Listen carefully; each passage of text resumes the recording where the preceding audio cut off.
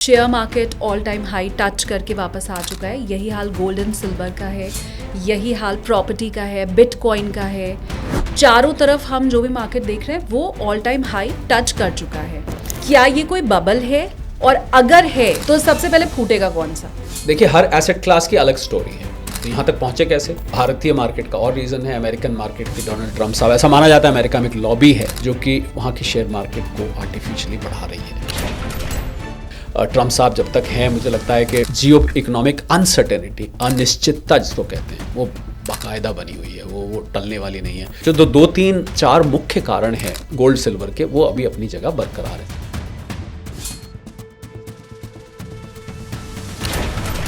Gold silver की अलग कहानी हो गई, शेयर मार्केट की अलग कहानी हो गई, क्रिप्टो की कहानी की बात करें तो गोल्ड एंड सिल्वर मुझे लग रहा है कि कहीं भी जा सकता है, क्योंकि गोल्ड एंड सिल्वर तो अब तो वर्ल्ड गोल्ड काउंसिल ने भी ये कह दिया, जो कि कभी नहीं बोलती थी, कि इसका भविष्य अच्छा दिखाई दे रहा है। क्या मेरे व्यूअर्स का सारा इन्वेस्टमेंट 2026 में गोल्ड में होना चाहिए?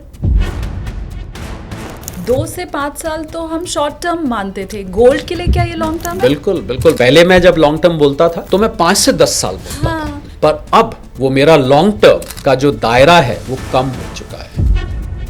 2026 में मंदी आ सकती है। 2008 में जो मंदी अमेरिका में आई थी, क्या इस बार वाली मंदी 2008 वाली के जैसी ही होगी, या 2025-26 में अमेरिका में जो मंदी आएगी वो अलग होगी? मंदी उससे भी बड़ी हो सकती है। इसकी सुगबुगाहट अभी से है। आपने जो डेटा ये पढ़ा है दिवालिया निकलने वाली कंपनियों का, इसके अलावा मैं कुछ और डेटा भी बता देता हूँ आपको, बल्कि यूँ कहूँ कि मैं फैक्ट्स बता देता हूँ। नया निवेश अमेरिका में आ नहीं रहा है, नौकरियाँ वहाँ पर आसानी से मिल नहीं रही हैं, इमिग्रेशन पे उन्होंने रिस्ट्रिक्शन लगा ही दिया।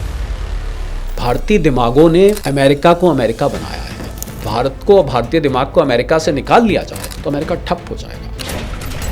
अमेरिका में मंदी आ रही है तो भारत फिर सोने की चिड़िया बन जाएगा। हमारा अर्थव्यवस्था का वो हिस्सा जो कि अंतर्राष्ट्रीय बाजार के साथ गुथा हुआ है, जिसको हम एंट्वाइंड कहते हैं, उस पर असर होगा, तो उसके छींट हमारे तक पड़ेंगे। हमको पूरी तरह से वो क्रिपल नहीं कर पाएगी, हमको पूरी तरह से वो अपनी गिरफ्त में नहीं ले पाएगी। हेलो एवरीवन, अपनी कुर्सी की पेटी बांध लीजिए, क्योंकि आप देखना शुरू कर चुके हैं take off with SKT. SKT यानी कि मैं शालिनी कपूर तिवारी। 2026 बहुत इंपॉर्टेंट ईयर है इन्वेस्टमेंट के लिहाज से, क्योंकि हम में से किसी को भी समझ नहीं आ रहा है कि निवेश करें तो कहाँ करें, क्योंकि निवेश के जितने भी साधन हैं वो सब तो ऑल टाइम हाई पर है। निफ्टी और share market all time high, gold and silver all time high, crypto currency bitcoin Ethereum all time high, property all time high. तो जब निवेश के हर साधन ऑल टाइम हाई हैं, तो फिर हमें क्या करना है? बड़ी बात यह है कि ये जो पूरी सिचुएशन है ये आज के पहले किसी ने देखी नहीं है, तो इसकी पहले से समझ तो किसी के पास है नहीं। इसीलिए हमने मशहूर इकोनॉमिस्ट शरद कोहली सर को आज पॉडकास्ट में इनवाइट किया है। पॉडकास्ट में उन्होंने ये बताया है कि मंदी अमेरिका में आ चुकी है, छुपाने की पूरी कोशिश की जा रही है, यूरोप में दस्तक दे चुकी है मंदी ने, और इसकी झलक भारत में बहुत जल्द दिखना शुरू हो सकती है, 2026 में दिखना शुरू हो सकती है। बताया है उन्होंने कि ऐसी सिचुएशन में नौकरियां जाएंगी तो कितनी, गोल्ड सिल्वर में निवेश कीजिए तो कितना, क्योंकि यही कहा जाता है कि मंदी अगर आएगी तो गोल्ड एक सेफ हेवन के रूप में देखा जाता है। उसमें निवेश क्या बढ़ाया जाना चाहिए, शेयर मार्केट में क्या निवेश रोक दें, क्या म्यूचुअल फंड से पैसा निकाल लें, हर जानकारी शरद कोहली सर ने आपको दी है। आंकड़ों के साथ उन्होंने ये साफ इंगित किया है कि मंदी से बच पाना अमेरिका यूरोप के लिए बहुत मुश्किल है, नेक्स्ट टू इम्पॉसिबल है, और उस कंडीशन में भारत के ऊपर भी इस मंदी की आंच अब आने वाली है। 2026 में निवेश कैसा आपका हो, ताकि बैंक बैलेंस की क्रैश लैंडिंग ना हो, आपके वॉलेट में हमेशा पैसा भरा रहे, और आप जो टेक ऑफ करें 26 में तो वो लगातार सेफ मोड में आप चलते रहें। इसी के लिए आज का ये पॉडकास्ट है, तो आप भी इंजॉय कीजिए।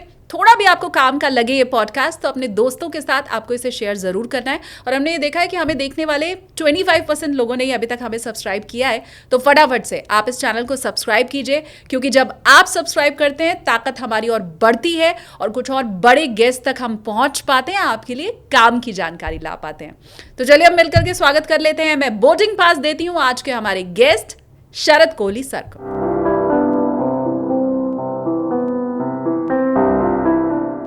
अगले 1 घंटे तक हम शरद कोहली सर के साथ मार्केट और इकोनॉमी की चर्चा करेंगे, लेकिन उसके पहले बात यूनिवेस्ट ऐप की।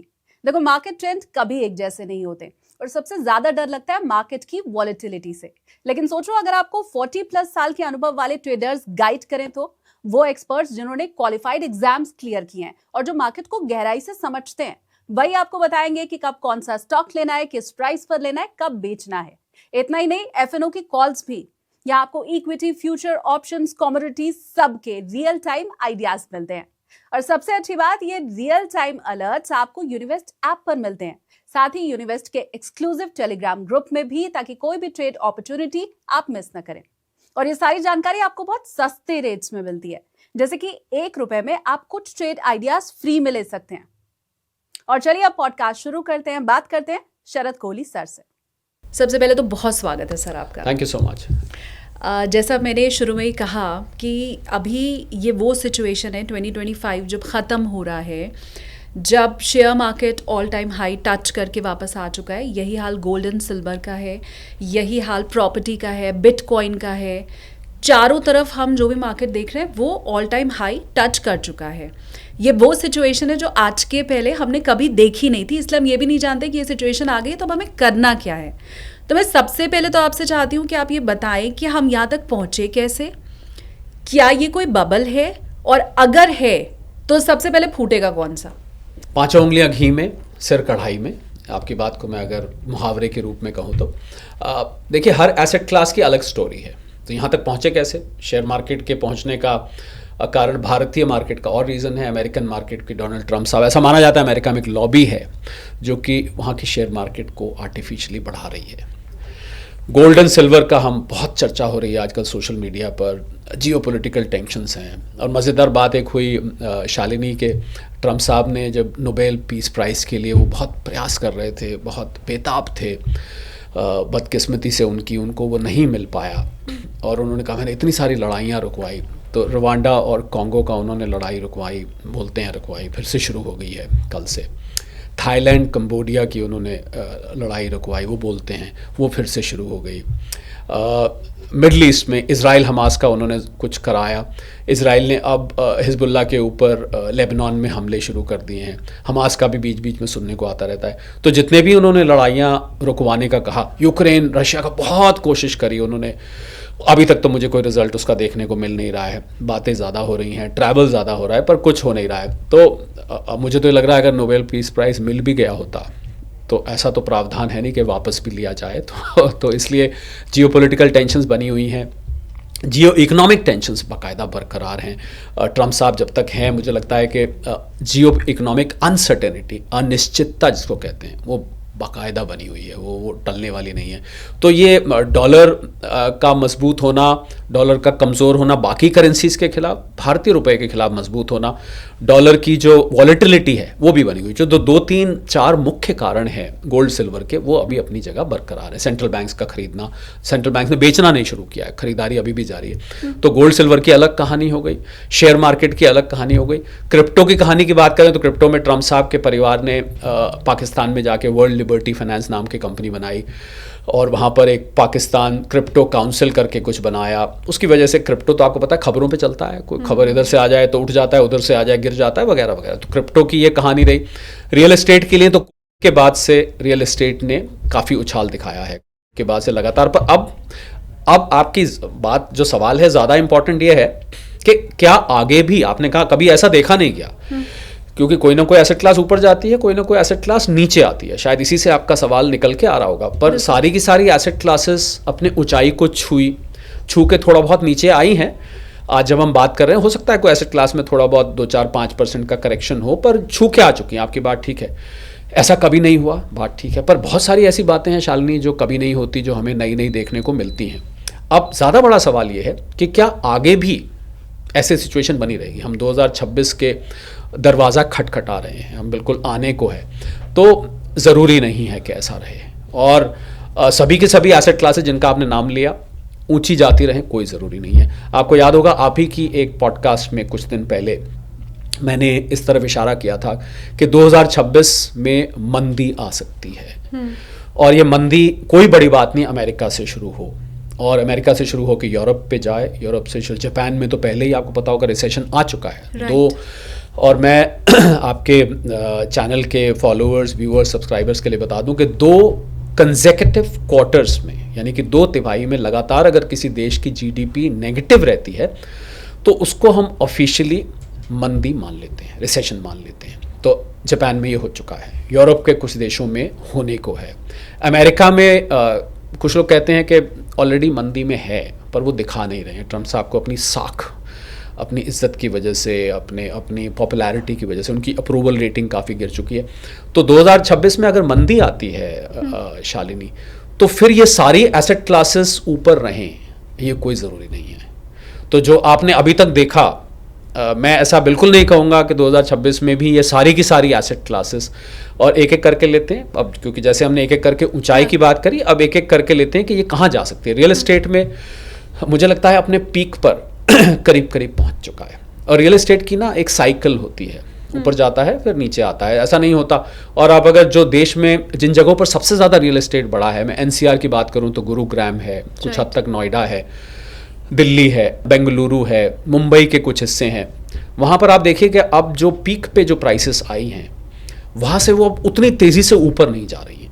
सिर्फ एक अल्ट्रा लग्जरी सेगमेंट जो है, अल्ट्रा लग्जरी से मेरा मतलब होता है वो जो हमने गुरुग्राम में सुनने को मिले थे 100 करोड़ के अपार्टमेंट्स हैं, 200 करोड़ के अपार्टमेंट्स हैं, उन पर इतना फ़र्क नहीं पड़ता है, पर उसके खरीदने वाले भी कम होते हैं। बाकी की जो रियल एस्टेट है वो अब ऐसा लग रहा है कि पीक पे पहुंच चुके, क्योंकि उसकी चढ़ने की रफ्तार कम हो गई है।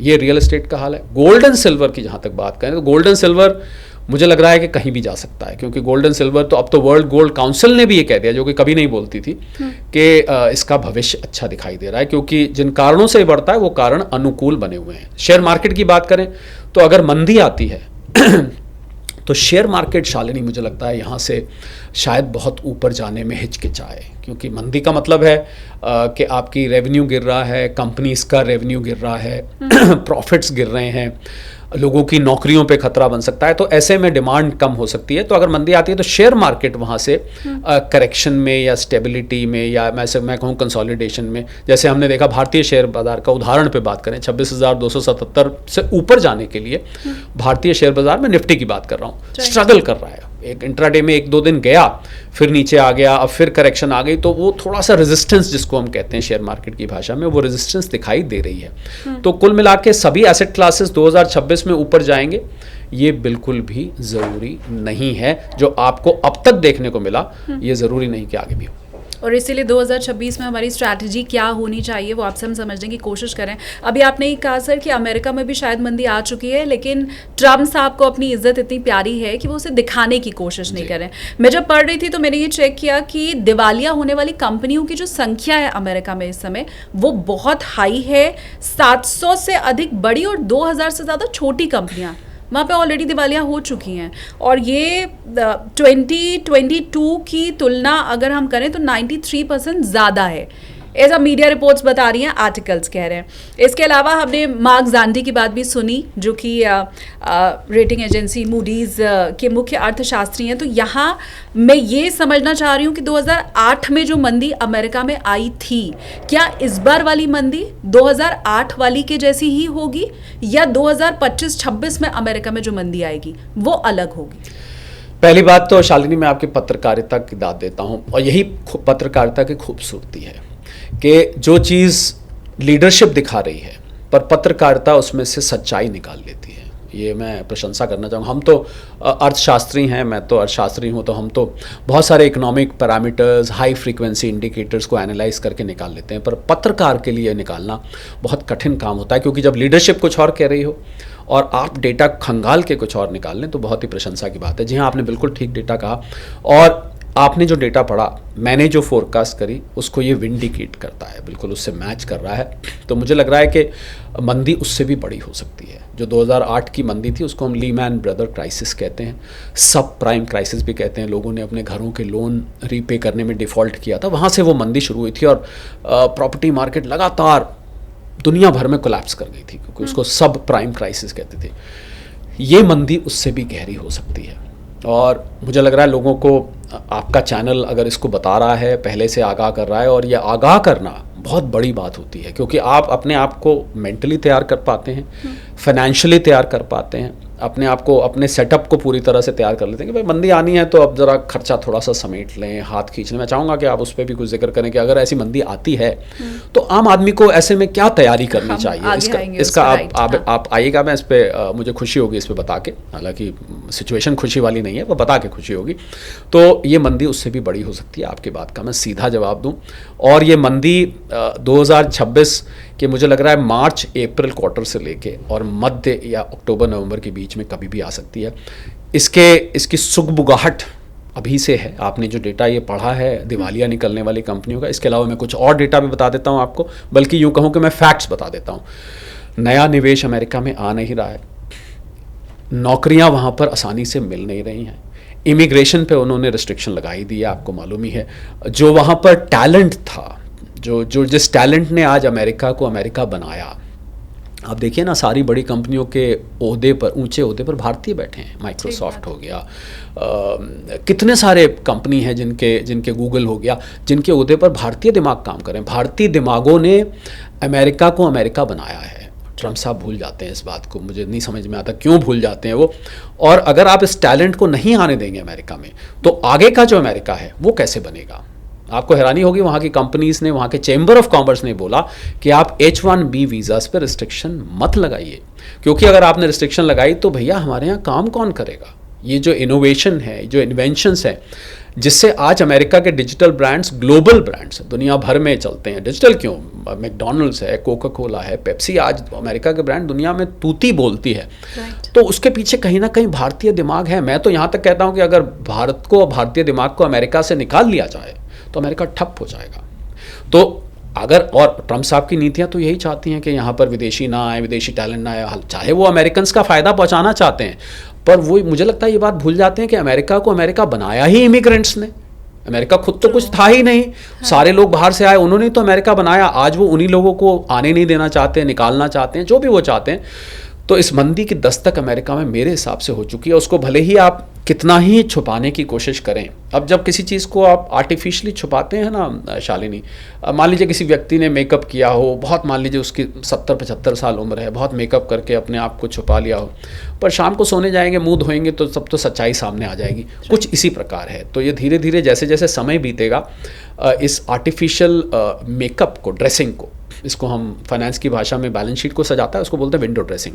तो ये विंडो ड्रेसिंग आपकी जब हटेगी तो, और यही शेयर बाज़ार भी अमेरिका का, मुझे लग रहा है, आपको, मुझे याद है मैंने पहले भी कहा था कि अमेरिकन शेयर बाज़ार को आर्टिफिशियली उठाया जा रहा है। यही नहीं शालिनी, जो डॉलर है उसकी भी जो वैल्यू आपको दिख रही है, वहाँ धड़ाधड़ डॉलर छापे जा रहे हैं, और इस कदर छापे जा रहे हैं कि वो, अगर डॉलर इतने सर्कुलेशन में बढ़ गए तो फिर एक बार या तो महंगाई आ जाएगी या डॉलर की वैल्यू गिरने, जब आप करेंसी को बहुत ज़्यादा छाप देते हैं तो उसकी वैल्यू गिरने लग जाती है। तो ये जो डॉलर की वैल्यू आपको चढ़ी दिखा, हालांकि बाकी करेंसीज के खिलाफ मैं ये दोहराना चाहूँगा, Swiss franc, British pound, Japanese yen और यूरो, जो 4 मुख्य करेंसी हैं, इनके खिलाफ डॉलर पहले ही गिर चुका है, 50 साल में सबसे ज़्यादा गिरा है।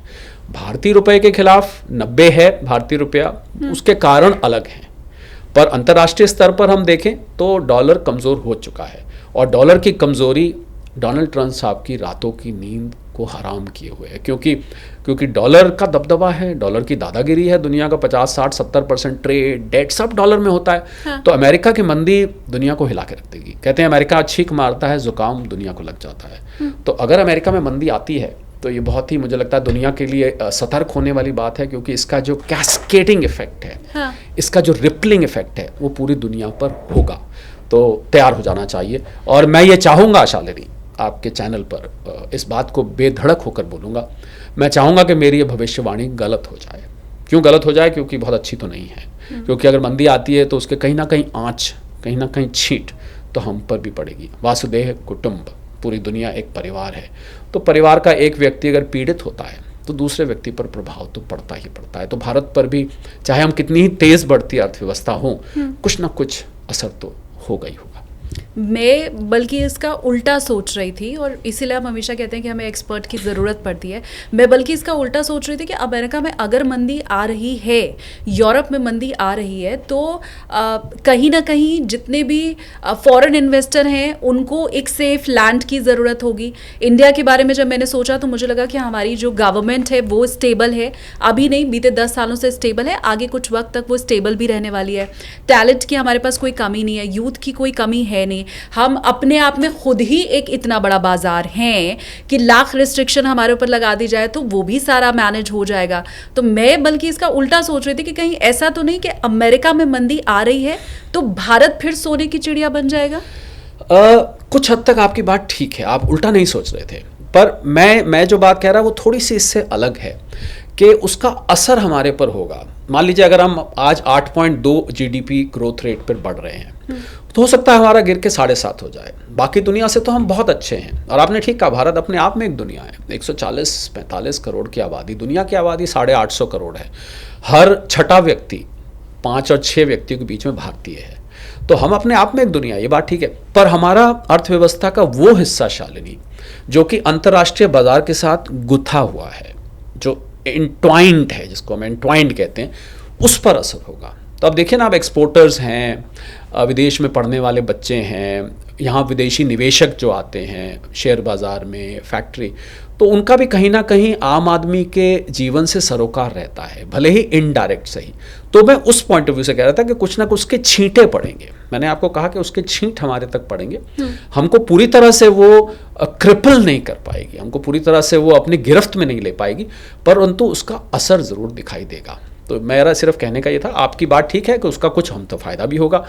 लोग अमेरिका यूरोप की तरफ नहीं देखेंगे, भारत की तरफ देखेंगे। बिल्कुल, मुझे तो लगता है शालिनी, आपने जो बात कही उस बात को मैं ग्लोरीफाई कर देता हूँ कि आने वाला जो दशक है वो भारत का है। बिल्कुल, इसमें कोई दो राय नहीं है। हमारे ऊपर छींटे पड़ेंगे, पर फिर भी हम सबसे तेज़ बढ़ने वाली अर्थव्यवस्था बन के रहेंगे। मैं अब गोल्ड सिल्वर के ऊपर भी सर एक बार आ जाऊं, क्योंकि सबसे ज़्यादा ट्रेंडिंग टॉपिक इस वक्त यही है, लोग इसी के बारे में सर्च करना चाह रहे हैं। बहुत से ऐसे मित्र हैं और ऐसे लोगों को जब मैं कमेंट पढ़ती हूँ तो मुझे लगता है कि वो ये सोच रहे हैं कि ओहो, हमसे तो गलती हो गई, काश हमें पहले पता होता या हम भाप गए होते तो हम भी गोल्ड और सिल्वर में इन्वेस्ट अब तक कर चुके होते। आपने भी अभी ये कहा कि ग्लोबल टेंशन भी बढ़ी हुई है, जियो पोलिटिकल सिचुएशन भी ऐसी है जो आने वाले अभी वक्त में भी सुधरती दिखाई दे नहीं रही है। तो जब देशों के बीच में लड़ाइयाँ भी हैं, युद्ध भी है, टेंशन भी है, सेंट्रल बैंक रिजर्व गोल्ड का जो है वो बढ़ा रहा है, और ये बहुत लंबे समय के बाद, मैं जहाँ तक जानती हूँ, ये होते हुए हम देख रहे हैं। तो ऐसी स्थिति में जब वो सारी परिस्थितियाँ बनी हुई हैं जिसमें सोना और चांदी बढ़े गई, गोल्ड खास करके, चांदी शायद मैंने गलत कह दिया, तो क्या मेरे व्यूअर्स का सारा इन्वेस्टमेंट 2026 में गोल्ड में होना चाहिए? नहीं। इन्वेस्टमेंट के 2 नियम।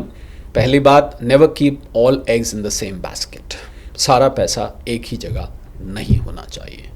दूसरा नियम, जब मंदी की आहट हो, मुझे याद है आपके पिछली पॉडकास्ट में भी मैंने इस बात का जिक्र किया था, आप शायद लिंक भी प्रोवाइड करेंगे पिछली पॉड के, जब मंदी आ रही हो तो एक ही एसेट में तो वैसे भी नहीं रखना चाहिए। Multi asset allocation is the key, यानी कि अपने पैसे को फैला के रखिए, अपने रिस्क को स्प्रेड करके रखिए। और बाकी आपने जहाँ तक गोल्ड एंड सिल्वर की बात करी, लॉन्ग टर्म इसका ट्रेंड बुलिश है। वर्ल्ड गोल्ड काउंसिल, जो कि कभी गोल्ड के बारे में नहीं बोलता था, उसने भी ये बात बोली कि गोल्ड की आगे मुझे भविष्य बहुत उज्जवल नज़र आ रहा है। तो मुझे लग रहा है, और गोल्ड इस समय जिस फेज़ में है, क्योंकि आपने शालिनी बात छेड़ दी है गोल्ड की, तो आपने देखा होगा गोल्ड $4,381, मैं कॉमेक्स के प्राइसेस की बात कर रहा हूँ, US डॉलर में, भारतीय रुपए के हिसाब से पीक जो गया था वो 1,32,000-32,500 के प्रति 10 ग्राम गया था। इस समय वो 1,29,000 और 1,30,000 ग्राम के आसपास बात कर रहा है जब इस समय हम बात कर रहे हैं। हो सकता है आपकी ये पॉडकास्ट 1-2 दिन बाद आए तो उस समय प्राइस थोड़ी सी फ़र्क हो सकती है। तो आपने देखा कि वो उस पीक को कभी भी क्रॉस कर सकता है। और जो बेस बना था, यानी कि $4,000 का बेस बना था, उसके बाद $4,050 का बेस बना, फिर ये $4,100 के पास, अब ये $4,200 के आप। तो ये जो कंसोलिडेशन हो रही है गोल्ड की, इसको हम कंसोलिडेशन कहते हैं। और अब ये शालिनी धीरे धीरे बढ़ रहा है, तो धीरे धीरे बढ़ना हेल्दी है। ये बहुत हेल्दी है, क्योंकि स्प्रिंट नहीं मार रहा है 100 मीटर रेस की तरह। अब ये एक तरह से कहें तो मैराथन रेस दौड़ रहा है, धीरे धीरे करके अपने लक्ष्य तक पहुंच रहा है और ऊपर जा रहा है। और इसमें अच्छी बात यह है कि जो सेंट्रल बैंक्स हैं दुनिया भर के, वो बेच नहीं रहे हैं, बिल्कुल नहीं बेच रहे हैं। तो सेंट्रल बैंक्स का ना बेचना और सभी फैक्टर्स का अनुकूल बने रहना, ये दो बात इस तरफ इशारा कर रही हैं कि आने वाला समय गोल्ड और सिल्वर रहेगा। परंतु फिर भी मैं ये नहीं कहूँगा कि सारा पैसा अपना उठा के गोल्ड में लगा दीजिए, ये बिल्कुल ऐसा नहीं करना चाहिए।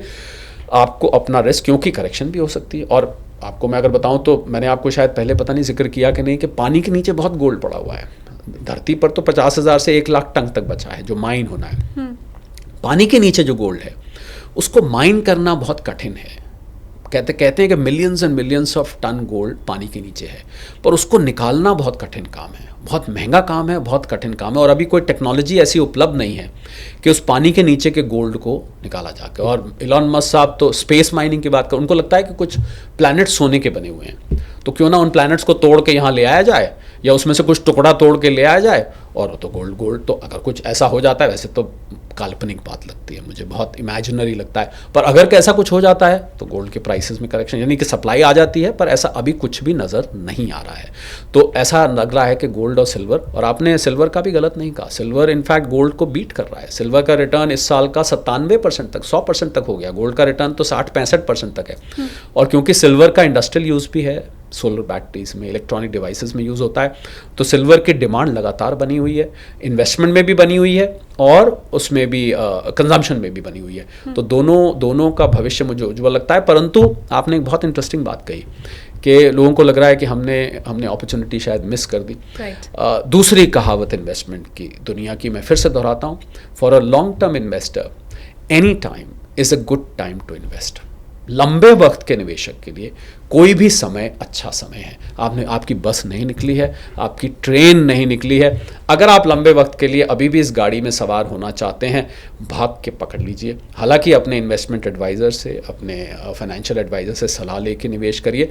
पर जो भी लंबे वक्त का निवेशक है, अब आप मेरे से पूछ सकते हैं कि लंबा वक्त क्या है, 2 महीने हैं, 2 साल हैं। मैं बताता हूँ 2 साल से 5 साल, 2 साल से 5 साल अगर आप लेके आराम से रख देते हैं, हाँ। और SIP के माध्यम से लेते हैं, चाय के कप की तरह, गरम चाय की तरह सिप करके लेते हैं, थोड़ा थोड़ा करके, तो आपको लंबे वक्त में वो अच्छा रिटर्न दे सकता है। 2 से 5 साल तो हम शॉर्ट टर्म मानते थे, गोल्ड के लिए क्या ये लॉन्ग टर्म है? बिल्कुल आपने बिल्कुल ठीक कही। पहले मैं जब लॉन्ग टर्म बोलता था तो मैं 5 से 10 साल बोलता था, पर अब जो हालात बन चुके हैं दुनिया के, वो मेरा लॉन्ग टर्म का जो दायरा है वो कम हो चुका है। वाकई में 2 से 5 साल में आपको कुछ न कुछ ऐसी हरकतें दुनिया भर में हो रही हैं, जियो इकोनॉमिक और जियो पॉलिटिकल लेवल पे, जो सोने के, क्या करें शालिनी, सोने के दोस्त ही ऐसे हैं। अस्थिरता, अनिश्चितता, अशांति, ऐसी चीज़ें गोल्ड को पसंद है। पीस का डिस्टर्ब होना और असमंजस की स्थिति बन जाना, गोल्ड के ये सब मित्र हैं। और 1-2 मित्र अगर टूट भी गए तो बाकी मित्र बने हुए हैं। हाँ। तो क्या करें, हम गोल्ड के दोस्त ही ऐसे हैं, वो दोस्त हमें चारों तरफ ऐसे दिखाई दे रहे हैं गोल्ड के, तो जब तक वो दोस्त उसके इर्द गिर्द घूमते रहेंगे, गोल्ड वाह करता रहेगा। मुझे आप लेकिन एक चीज़ और समझाइए कि मंदी अगर आ ही रही है, अमेरिका मंदी की चपेट में, यूरोप मंदी की चपेट में, तो सबसे पहले तो अगर कहीं असर होगा तो वो शेयर मार्केट्स में ही होगा। फिर मैं क्यों म्यूचुअल फंड में इन्वेस्ट अपना जारी रखूं, मैं क्यों शेयर मार्केट में इन्वेस्ट करूं, जब पूरी दुनिया ये मानती है, कोई इकोनॉमिस्ट हो, किसी देश का हो, कोई अर्थशास्त्री या कोई सी किताब इन्वेस्टमेंट की, जब ये सब बोलते हैं कि मार्केट की अस्थिरता का सीधा मतलब है कि सेफ हेवन गोल्ड है, ये जानते हुए भी, मानते हुए भी, हजारों जगह छपा होने के बाद भी आप ये कह रहे हैं कि मंदी दस्तक दे सकती है, मैं क्यों फिर शेयर मार्केट और म्यूचुअल फंड में जाऊं? बहुत अच्छा सवाल है शालिनी। मैं बहुत सारी पॉडकास्ट करता हूँ, दिन में शायद मेरी 2-3 पॉडकास्ट होती हैं, और कौन सी पॉडकास्ट ज़्यादा चलती है, कम चलती है, आपकी इजाज़त लेके मैं ये बात कहना चाह रहा हूँ, थोड़ा सा टॉपिक से हटकर। ये सारा डिपेंड करता है पॉडकास्टर के प्रश्न पर, और आपके प्रश्न बिल्कुल ऐसे हैं जो कि दुखती हुई रग को छू जाते हैं, तो इसीलिए मुझे लगता है आपकी पॉडकास्ट इतनी चलती हैं। इसलिए करना चाहिए आपको गिरती हुई मार्केट में भी। वॉरेन बुफे साहब का नियम है कि चढ़ती हुई मार्केट में तो सब चढ़ जाते हैं, जो गिरती हुई मार्केट में इन्वेस्ट करते हैं असल में वही लोग कमाते हैं। और आपके सवाल का सीधा जवाब दूँ तो जब आप SIP करते हैं, अब आपका जो लॉन्ग टर्म वाला दायरा था, अभी पिछले गोल्ड में हम 2 से 5 साल का कर रहे थे, अब मैं उस दायरे को बढ़ा देता हूँ SIP के लिए, अब मैं उसको 5 से 10-15 साल कर देता हूँ। तो आप SIP कर रहे हैं, म्यूचुअल फंड्स कर रहे हैं लंबे वक्त के लिए, और ऐसे लंबे वक्त में शालिनी ऐसे उतार चढ़ाव बीच में कई सारे हजम हो जाते हैं, मंदी भी आती है, तेज़ी भी आती है, कम मंदी भी आती है, कम तेज़ी भी आती है। तो क्योंकि आप म्यूचुअल फंड लंबे वक्त के लिए हैं, तो आपको 2026 में मान लीजिए मंदी आती है, 27 तक रहती है, 28 तक रहती है, तो आपको इस मंदी की परवाह नहीं, क्योंकि आप तो बने हुए हैं 2030 2035 तक के लिए, तो फिर आपको किस बात की चिंता है। मुझे लगता है SIP और म्यूचुअल फंड वाले को बहुत ही धैर्य रखना चाहिए, and they need truck loads of patience. उनके पास ट्रक भर भर के सब्र चाहिए, धैर्य चाहिए, तो ही आप उसको कर सकते हैं। आपको धैर्य और पेशेंस, जो भी आप कहना चाहें इसको, अगर आप में वो नहीं है तो आपको SIP और म्यूचुअल फंड नहीं करना चाहिए। एक चीज़ मुझे अब आप और समझाइए, मंदी अगर आ ही गई तो ना तो फिर मेरा सोना कोई ख़रीदेगा, ना मेरी प्रॉपर्टी कोई ख़रीदेगा, मार्केट अलग डाउन हो ही रहा होगा। ऐसी सिचुएशन के लिए मुझे कैश कितना फिर अपने पास रखना है? जो एसेट है वो बेच के तो मैं कमाई कर नहीं पाऊंगी, तो अपने पास कितना कैश रख लूँ? नहीं, ऐसा भी नहीं है शालिनी कि आप बेच नहीं पाएंगे। सोना खरीदेगा, आपको सोना खरीदने वाले, इनफैक्ट मंदी में सोना और ज़्यादा चढ़ेगा। मैंने आपको कहा ना, सोने के मित्र ही ऐसे हैं सारे, अनिश्चितता, अस्थिरता, मंदी, ये सब सोने के मित्र हैं। सोना तो खरीदने वाले मिल जाएंगे आपको। पर अब जो आपने सवाल पूछा है, अगर मंदी, देखिए मैं अगर शब्द को इन्वर्टेड कॉमर्स में हमेशा लगाऊंगा, क्योंकि मैं दिल से ये चाहूँगा कि मंदी ना आए। क्योंकि मंदी क्या करती है, लोगों की नौकरियां खा जाती है, लोगों के बिजनेसेस बंद कर जाती है, लोगों को मानसिक रूप से प्रताड़ित करती है। मंदी को अच्छी चीज़ तो नहीं है। तो ऐसी भविष्यवाणी करके और मैं ये कहूँ कि मुझे बहुत लोग सुनेंगे और मैं बहुत खुश हूँ, तो मुझे लगता है मैं बहुत स्वार्थी हूँ। तो मैं पहली बात तो चाहूँगा मंदी ना आए, पर काश हम रोक पाते, हम और आप, ऐसा हो नहीं सकता।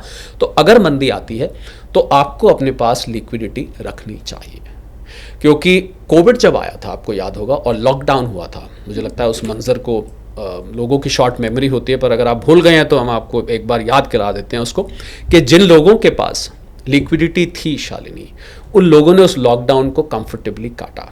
पर जिन लोगों के पास लिक्विडिटी नहीं थी, यानी कि जिनके पास सेविंग्स नहीं थी और कमाई आनी तो बंद ही हो गई थी ज़्यादातर लोगों की, उन लोगों के लिए लॉकडाउन बहुत कष्टदायक था और बहुत मुसीबत में।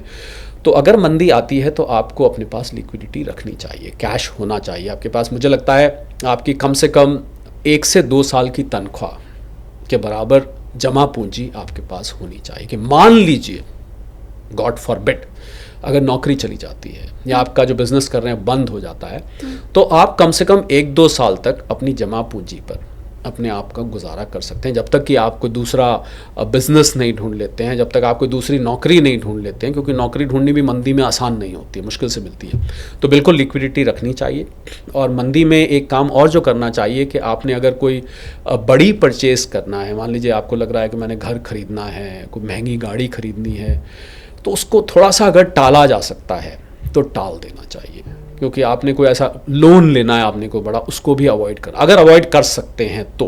ये तो नहीं कह रहा कि किसी के पास कंपल्शन होती है, घर लेना ही लेना है, गाड़ी लेनी ही लेनी है, गुजारा नहीं हो रहा, तब तो लेना पड़ेगा। पर अगर आपके पास ऑप्शन है शालिनी, तो फिर उसको कुछ टाइम के लिए टाल देना चाहिए। मंदी का एक ये भी सबब होता है, पर मैं चाहूँगा नहीं कि मंदी आए। आपने लोन की क्योंकि बात की सर, और साथ में ये भी आपने कहा कि 1-2 साल की लिक्विडिटी हमारे पास होनी चाहिए, इसलिए ये सवाल मैं आपसे पूछ रही हूँ। एक तरफ आप ये कह रहे हैं कि लोन से बचना चाहिए, हमें पैसा पास में होना चाहिए, वहीं दूसरी तरफ लोन लेने का चलन बढ़ गया है। हमारे प्रमुख अर्थशास्त्री रघुराजन सर को मैं कोट यहाँ पे करूँगी, उन्होंने अभी 2 दिन पहले ये बात कही है कि दुनिया में कर्ज जितनी रफ्तार से बढ़ रहा है, उतनी ही रफ्तार से टेंशन बढ़ रही है। उन्होंने प्राइवेट क्रेडिट मार्केट को लेकर के बहुत बड़ी चेतावनी जारी की है। प्राइवेट क्रेडिट मार्केट में अगर व्यूवर को समझाऊं तो वो है जो हमें बैंक से नहीं मिलता है, पर प्राइवेट कंपनी से जो लोन हम लेते हैं। उन्होंने ये कहा है कि $1.7 ट्रिलियन का क्रेडिट वर्ल्ड में ये सबके बीच में घूम रहा है, और कंपनियों को ये बड़े फायदे का सौदा लग रहा है। कंपनियां और बांट रही हैं लोन। तो इसे हम कैसे समझे? आप ये कह रहे हैं कि लोन मत लो, रघुराजन सर ये कह रहे हैं कि नहीं लेना चाहिए, मैं तो टेंशन में हूँ, ये क्यों हो रहा है, और कंपनियां धड़ल्ले से बांट रही हैं, लोग ले रहे हैं, कैसे समझें? देखिए, अगर आप लोन को रीपे कर पा रहे हैं आसानी से, और आपके पास लोन रीपे करने के पर्याप्त साधन हैं, कोई हर्ज नहीं, आप लीजिए। क्योंकि ये भी तो सच है शालिनी कि अगर किसी ने घर बनाया तो लोन लेके बनाया, किसी ने कोई गाड़ी ली तो लोन लेके ली, ये बाद में लोन रीपे कर दिया, घर अपना हो गया, लोन रीपे कर दिया, गाड़ी अपनी हो गई वगैरह वगैरह। कोई कहीं कोई घूमने गया, किसी ने पढ़ाई लिखाई अच्छी करी, लोन लेके किया। तो लोन को मैं कोई अनटचेबल नहीं मानता हूँ। लोन ऐसी अछूत वस्तु नहीं है। इस लोन के अगर समझदारी से लिया जाए और समझदारी से सर्विस किया जाए और अपनी हैसियत के हिसाब से लिया जाए तो लोन अच्छा है। पर ये जो रघुराम राजन साहब ने बात करी, हालांकि रघुराम राजन साहब थोड़े से अमेरिका में बैठ के एंटी एस्टैब्लिशमेंट भारत सरकार, भारत की नीतियों के खिलाफ, इसी वक्तव्य में उन्होंने ये भी कहा कि भारत का ये जो डेटा है ना जीडीपी का, ये बहुत हेडलाइन नंबर्स पे आप कैरिड अवे मत हो जाइए। आपने देखा होगा उन्होंने ये भी कहा, बहुत ज़्यादा आवेश में और इमोशंस में मत बह जाइए, ज़मीनी हकीकत कुछ और है वगैरह वगैरह। वो जाने जाते हैं इसके लिए, पर कोई कोई बात वो काम की भी कहते हैं। मैं उनकी सारी बातों से सहमत नहीं होता, पर इस बात से मैं सहमत हूँ कि प्राइवेट क्रेडिट बहुत बढ़ रहा है पूरी दुनिया के ऊपर। शालिनी, पूरी दुनिया की इंटरेस्टिंग डेटा है, शायद आपके बहुत सारे व्यूअर्स फॉलोअर्स ने शायद ना सुना हो।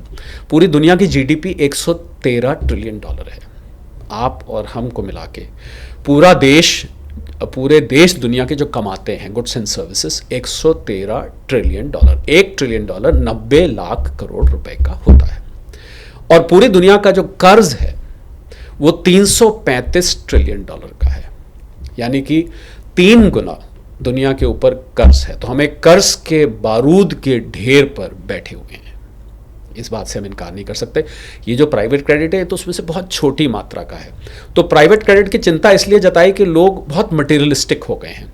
लोग अपनी, अगर मैं इसको देसी भाषा में कहूँ तो औकात से बाहर जाकर सामान खरीद रहे हैं, या घर ले रहे हैं, मकान ले रहे हैं, घूमने फिरने के लिए लोन ले। अब देखो घूमने फिरने का लोन देखिए ना, आप 1 हफ्ते के लिए कोई घूमने गए, आपने लोन ले लिया, उसके बाद 3 साल तक ट्रिप तो भूल गया, 3 साल तक आप लोन को रीपे करते रहे। तो मुझे लग रहा है कि वो एक विशियस सर्कल है जिसमें आप फंस जाते हैं जाके।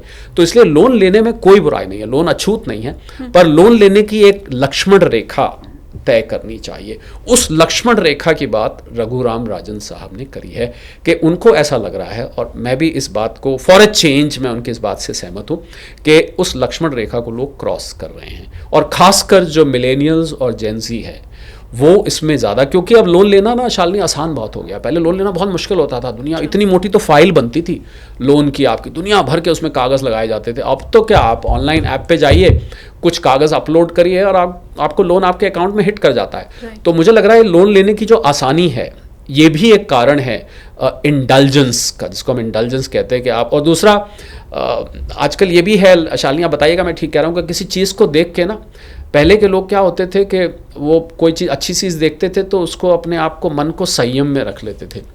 आजकल की जो जनरेशन है वो बस उसको अपना लेती है, वो ये तो हमारा होना ही चाहिए। ये भी लोन लेने का बहुत बड़ा रीज़न है। तो मुझे लग रहा है थोड़ा सा संयम और थोड़ा सा अपने बजट को कैलकुलेशन। और एक और चीज़ शालिनी आपको मैं बताऊँ, लोग देश का बजट बनता है 1 फरवरी को आता है, तो मुझे लग रहा है देश के बजट से बाकी चीज़ें जो सीखते हैं, फिस्कल डेफिसिट क्या होता है, रेवेन्यू नंबर्स क्या होते हैं, रेवेन्यू एक्सपेंडिचर क्या होता है, कैपिटल एक्सपेंडिचर, तो आम आदमी के समझ में इतना नहीं आता है। पर एक सबक उस बजट से लेना चाहिए कि आपको अपना बजट बनाना चाहिए। सोचिए, एक पार्लियामेंट सेशन कन्वीन होता है, पूरे देश का बजट, इतने हफ्तों तक उसकी तैयारी चलती है, हलवा बनाया जाता है। हाँ। हम अपने बजट के लिए अपने किचन में अगर हलवा बना लेंगे तो क्या फ़र्क पड़ता है मुझे लोग। और 90% लोग अपना बजट साल का नहीं बनाते हैं। सबसे बड़ी गलती, बस इस गलती की वजह से वो लोन इतना ले लेते हैं कि वो ये भूल जाते हैं कि इसकी EMI हम कैसे देंगे। अच्छा, लॉ ऑफ डिमिनिशिंग रिटर्न्स आप जानते हैं। आपको एक गाड़ी पसंद है, ये लोन्स के संदर्भ में मैं बात कर, आपको एक गाड़ी पसंद है, आपने गाड़ी ले ली, मुझे सच बताइए वो गाड़ी आपको वो एक्साइटमेंट कितने दिन तक देती है? क्या वही गाड़ी 1 साल बाद आपको चुभने नहीं लगती क्योंकि उसका नया मॉडल आ गया होता है या उससे बड़ी आ गई होती है? अरे मेरी गाड़ी तो बेकार है यार, ये गाड़ी लेनी चाहिए। तो लॉ ऑफ डिमिनिशिंग रिटर्न्स, आप जब किसी भी चीज़ को लेते हैं वो काम करता है, पर लोन वो आपको 10 साल तक, 8 साल तक, 6 साल तक आपके साथ चिपक जाता है। तो आपने जो वस्तु ली उसमें तो एक्साइटमेंट समाप्त हो गया, परंतु जो लोन था वो आपके साथ चिपका रहा। तो मुझे लगता है वो लक्ष्मण रेखा ध्यान रखें तो इतनी चिंता की बात नहीं है। मुझे नहीं पता आपके आसपास ऐसे कितने लोग हैं जो क्रेडिट कार्ड पे ज़िंदगी गुजार रहे हैं। मेरे आसपास ऐसे अनगिनत लोग हैं जो मुझे खुद ये बताते हैं कि हम महीने के अंत में जो मिनिमम अमाउंट पे करना रहता है, हम वो पे करते हैं और महीनों से हमारा जो क्रेडिट कार्ड का बिल है वो वैसे ही चला आ रहा है। इनफैक्ट एक क्रेडिट कार्ड के बिल को चुकाने के लिए दूसरा क्रेडिट कार्ड यूज हो रहा है, उसके बिल को चुकाने के लिए तीसरा क्रेडिट कार्ड यूज हो रहा है। मेरे व्यूवर्स भी मुझे कमेंट करके बताएंगे वो ऐसे कितने लोगों को जानते हैं, या बेधड़क हो के आप बताइए अगर आप खुद भी ये काम करते हैं तो। मैं 26 में हमारी प्लानिंग क्या हो म्यूचुअल फंड की आपसे समझूंगी, लेकिन उसके पहले क्योंकि अभी आपने कहा कि हम बजट नहीं बनाते हैं, हम घर पे कभी उसको रिव्यू नहीं करते हैं, तो मुझे आप ये पहले बताइए कि क्या हर साल के अंत में हमें हमारा पोर्टफोलियो क्या रिव्यू करना चाहिए, एंड इफ यस तो वो हम कैसे कर सकते हैं? शाली, वैसे तो क्या होता है कि ऐसा कहा जाता है कि जब आप रात को सोने जाते हैं तो सोने से पहले जनरली आप एक अंदाज़ा लगाते हैं, मेरे पास एक मकान है, इतने की एफडी है, इतने के म्यूचुअल फंड्स होऊंगा मैं 60-70 लाख का, कोई कहता मैं 2-3 करोड़ का, 5 करोड़ मेरी वर्थ है। एक मोटा मोटा आपके दिमाग में रहता है, सच सच बताइएगा रहता है। जो लोग कभी ना कभी उसको जब अकेले बैठते हैं ये हिसाब लगाते हैं, हाँ मेरी नेटवर्थ इतनी हो गई, कुछ दिन तक भूले रहते हैं पर फिर वो बार बार वो याद आता रहता है। पहली बात तो ये। दूसरी बात आपने कही कि लोन की बात करी या 2026 की बात करी, तो मुझे लग रहा है कि जितने आपके फॉलोअर्स भी हो, सब्सक्राइबर्स हैं, उनको मैं ये निजी तौर पे सलाह देना चाहूँगा कि आप अपना बजट बनाना शुरू कर दें, पहली बात तो। और उस बजट को क्या बनाए, किसी दिन आपसे अलग से इस पर बातचीत करेंगे कि क्या एक हाउस होल्ड को बजट बनाना चाहिए, अगर बनाना चाहिए तो किस तरीके का बजट बनाना चाहिए, और उस बजट बनाने के फ़ायदे और नुकसान क्या हैं। इस पर हम कभी कभी अलग से, कभी मौका लगेगा तो अलग से बात करेंगे। परंतु एक बजट अगर आप बना के चलेंगे तो आपका गलती करने का चांस कम हो जाएगा। और गलती क्या होती है, आपके सवाल से ही संबंधित है ये। गलती ये होती है कि आपने जहाँ खर्चना है वहाँ आप नहीं खर्चते हैं, और जहाँ नहीं खर्चना है वहाँ आप खर्च देते हैं। तो इससे आपका ओवरऑल जो इनकम का हिसाब है वो सारा बिगड़ जाता है, और आप पैसा कमाने में इतने मशरूफ़ हो जाते हैं, आप इतना उसमें उलझ जाते हैं कि पैसा जुड़ता तो जाता है पर वो पैसा आपके लिए काम नहीं करता है, वो खाली एक सेविंग की तरह। और अब किसी ने कह दिया म्यूचुअल फंड में लगा दिया, किसी ने कहा कि मैंने यहाँ लगा दिया, वहाँ लगा दिया, वो कहीं भी आप उसको लगाते चले जाते हैं, और एंड ऑफ द डे आप कलेक्ट तो करते हैं पर जो रिटर्न मेरे सामने तो बहुत सारे केसेस आते हैं। मैंने देखा कि किसी व्यक्ति ने अगर 10 लाख रुपए कमाए और अगर वो उस पर साल पर 1.5 लाख रुपए कमा सकता था, तो उसके अपनी गलती से उसने मात्र साल का उस पर 50,000 रुपये कमाया। तो कितना बड़ा, इसको हम अपॉर्चुनिटी कॉस्ट कहते हैं, कि आप अपने एम्प्लॉयर के लिए या अपने बिजनेस के लिए काम करने में इतने मशरूफ़ हो गए कि आपने खुद को तो पे किया ही नहीं, आपने खुद के लिए सबसे पहले खुद को पे करना चाहिए। तो अगर आप खुद को पे करेंगे तो आप ऐसी गलती नहीं करेंगे, मुझे ऐसा नज़र आता है। अब मैं ये मान लूँ कि मेरे पास 1 लाख रुपए है। 1 लाख रुपए मैं इसलिए कह रही हूँ क्योंकि मुझे लगता है ये सबसे इजी कैलकुलेशन वाली मनी है। अब जिसके पास 50,000 है वो उस हिसाब से कैलकुलेट कर ले, जिसके पास 10 लाख है वो उस हिसाब से कैलकुलेट कर ले। 1 लाख रुपए अगर किसी के पास हैं तो 2026 में कैसे वो बजट एलोकेशन करे, कहाँ कहाँ वो निवेश करे, और ये क्या 2026 के लिए ही है, अभी की जो जियोपॉलिटिकल सिचुएशन है उस लिहाज से, या आप जो बताने वाले हैं वो हम हमेशा के लिए थंब रूल मान सकते हैं? नहीं, अगर तो मंदी आती है, अभी अगर मैं बार बार लगा रहा हूं, तो फिर आपका बजट कुछ और होगा। अगर मंदी नहीं आती है तो बजट कुछ और होगा। तो पहली बात तो हमें इसका इंतज़ार करना चाहिए कि मंदी नहीं आती। हालांकि मैंने जैसे कहा, मैं फिर कहूँगा, मैं चाहूँगा ना आए। तो अगर आती है तो फिर हम कुछ और तरीके से बताएंगे, क्योंकि फिर तो आपको लिक्विडिटी ज़्यादा रखनी पड़ेगी, जैसा हमने अभी बात करी है। कि फिर हो सकता है मैं आपको ये भी कहूँ कि आप ऐसे चीज़ों में निवेश मत करें जहां आपका पैसा लॉक हो जाए कुछ सालों के लिए। जैसे कि मान लीजिए आपने लंबे वक्त के लिए पीपीएफ करा दिया जो कि 5 साल तक आप निकाल नहीं सकते हैं, या आपने कोई मकान ले लिया एक्स्ट्रा। तो मकान तो अब मैं ये बता दूं, जो लोग रियल एस्टेट में इन्वेस्ट करते हैं शालिनी, रियल एस्टेट एक इललिक्विड एसेट है। आप ये नहीं कि मकान आपने आज लिया कल जाके बेच दिया, बिक भी सकता है, पर कभी कभी आपको 1-1, 2-2 साल उसमें फंसा रहना भी पड़ सकता है।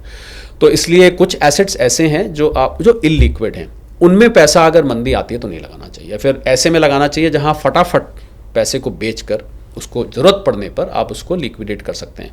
तो 2 सिनेरियो बन रहे हैं आपके सवाल का जवाब। अगर मंदी आती है तो स्ट्रैटेजी ए, मंदी नहीं आती है तो स्ट्रैटेजी बी।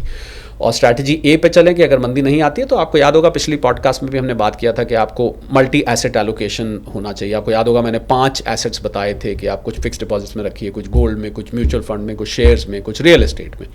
इन 5 में आप एलोकेट करके रखिए। और अगर मंदी आती है तो फिर तो मैं आपको कहूँगा कि आप 40 से 50% ऐसे एसेट्स में रखिए। फिर आप चाहे तो रियल एस्टेट को छोड़ सकते हैं। क्योंकि जैसा मैंने कहा वो इलिक्विड है, वो इतनी जल्दी नहीं होगा। फिर आप कोशिश करिए कि फिक्स डिपॉजिट्स में गोल्ड सिल्वर पूरी तरह से लिक्विड है, आपने कहा था कि उसको बेच नहीं सकते, वो बिक जाता है आराम से। म्यूचुअल फंड्स में हो सकता है मैं आपको कहूँ कि आप अपना एलोकेशन थोड़ा कम कर दीजिए। क्यों? क्योंकि वो लॉन्ग टर्म है और लॉन्ग टर्म में आप रख रहे हैं, हो सकता है जब आप लिक्विडेट करने जाएं तो आपकी NAV कम हो आपके निवेश से, यानी कि आपने 100 रुपये लगाए हों और अब वो 90 रुपये पे खड़ी हो तो आपको बेचने में घाटा हो जाएगा। तो हम फिर म्यूचुअल फंड की मात्रा थोड़ी सी कम कर देते हैं अगर मंदी, तो हम लिक्विड एसेट्स में ज़्यादा एलोकेट करते हैं अगर मंदी आती है। तो दो स्ट्रैटेजी शालिनी बनती हैं। आई थिंक अभी हम ज़्यादा मंदी की बात करेंगे तो लोग क्या ज़्यादा ऐसा माना जाता है कि जब किसी बात को बार बार बोला जाए तो लोग उसको एब्जॉर्ब करके और उस मोड में चले जाते हैं, लो जी अब तो मंदी आ ही गई। मैं वो भी नहीं चाहता हूँ। तो अगर मंदी नहीं आती है वाला जो आपने पिछले पॉडकास्ट में बताया था, तो वो पांचों एसेट में 20% रहेगा और 100% हो जाएगा। जी। और ये वाला जो है 20% आपको बांटना है, ये हमेशा के लिए फिर है थंब रूल? हाँ, मुझे लगता है कि ये हमेशा के लिए भी बुरा नहीं है, क्योंकि इसमें आपका रिस्क स्प्रेड हो रहा है। इसकी वजह क्या है शालिनी? क्योंकि आप रिस्क को स्प्रेड कर रहे हैं। खून पसीने की कमाई को बहुत ज़्यादा रिस्की एसेट्स में नहीं लगाना चाहिए। हाँ, खून पसीने की नहीं है कमाई, मैं ज़्यादा इस बात को खोलना नहीं चाहता, तो जो मर्जी करिए। फिर तो लोग पता नहीं क्या क्या तो घुड़दौड़ पे भी लगाते हैं लोग दिवाली पर पत्ते भी खेलते हैं और लोग कसीनों में भी लगाते हैं। वो उसकी मैं जिक्र नहीं, पर खून पसीने की कमाई को हम यहाँ सिर्फ खून पसीने की कमाई की बात करते हैं, मैं दूसरी कमाई की बात नहीं करता। तो मुझे लगता है उसमें हमेशा रिस्क कम लेना चाहिए, भले ही आपको रिटर्न कम मिल रहा हो। आप भले ही मिल रहा हो, आप उसको रिस्क को स्प्रेड करिए। मैं 20% रिस्की रिटर्न से, शालिनी ध्यान दीजिएगा, ज़रूरी बात बोल रहा हूँ और लोगों के काम की है, 20% रिस्की रिटर्न से मैं 12% नो रिस्क रिटर्न को बेहतर मानता हूँ। हालांकि 20-12 से ज़्यादा होता है। मैं 20 को ज़्यादा मानती हूँ, 12 को कम मानती हूँ। अगर मेरे पास समय ज़्यादा है, क्या मेरा वो व्यूवर जो 25 साल का है आपको देख रहा है या जो 30 साल का है आपको देख रहा है, वो क्या 12 की जगह 20% वाले रिटर्न में जा सकता है? देखिए, आपने ये तो पूछा ही नहीं कि 20% वाले में रिस्क क्या है। इससे पहले ये सवाल बनता है ना कि 20% वाले में रिस्क है आपके कैपिटल के इरोड हो जाने का, आपके कैपिटल के गायब हो जाने का। इसलिए मैंने कहा कि मैं 12% लेस रिस्क रिटर्न को बेटर मानता हूँ, 20% हाई रिस्क रिटर्न को मैं नहीं मानता हूँ। भले ही आप 25 साल के हैं, 20 साल के हैं, 22 साल के हैं, 30 साल के हैं, आपको कम रिटर्न मिले तो वो बेहतर है। जैसे जैसे रिटर्न बढ़ता है आपके कान खड़े हो जाने चाहिए, और रिटर्न बढ़ना का मतलब है कि आपका कैपिटल अब खतरे में आता जा रहा है, आपका पैसा डूब सकता है, कभी भी डूब सकता है। और अगर डूब गया, देखिए मैं व्यक्तिगत बात बता रहा हूँ आपको शालिनी, कि एज अ पर्सन मैं ये आलोचना बर्दाश्त कर लूँगा कि शरद कोहली ने बताया और हमें रिटर्न कम आया, पर यह आलोचना मुझे चुप जाएगी शरद कोहली ने बताया और हमारा पैसा डूब गया। दोनों आलोचना है, पर इंग्लिश में कहावत होती है, between bad and worse bad becomes good. So I will prefer कि मुझे आप उस लिए आलोचना करें कि आपकी वजह से हमारा रिटर्न कम आया, इस वजह से आलोचना ना करें कि आपकी वजह से मेरा पैसा डूब गया। मैंने ये 20% वाली बात एक ख़ास वजह से कही थी सर, और वो ये थी कि मैंने जैसे ये बात कही है, ऐसे बहुत से लोग मार्केट में इस समय घूम रहे हैं जो आपको ये कहते हैं कि 20% रिटर्न मिलेगा, 22% मिलेगा, 30% मिलेगा, और उसी के लिए सेबी की तरफ से अब एजेंसी बनाई गई है परवाह। आप उसके बारे में बेटर बताएंगे? क्योंकि सेबी परवाह करती है, इनको इन्फ्लुएंसर्स कहते हैं, जो लोग आके सोशल मीडिया पर एडवाइस करते हैं, और वो क्या करते हैं, आपको 10-15 दिन का रिटर्न दिखा देते हैं, देखिए साहब 10-15 दिन में 50% रिटर्न आया, और आपको ल्योर करते हैं उसमें इन्वेस्ट करने के लिए। तो आप क्या करते हैं, भाई 50% रिटर्न 15 दिन में, तो एक साल में कितना हो जाएगा।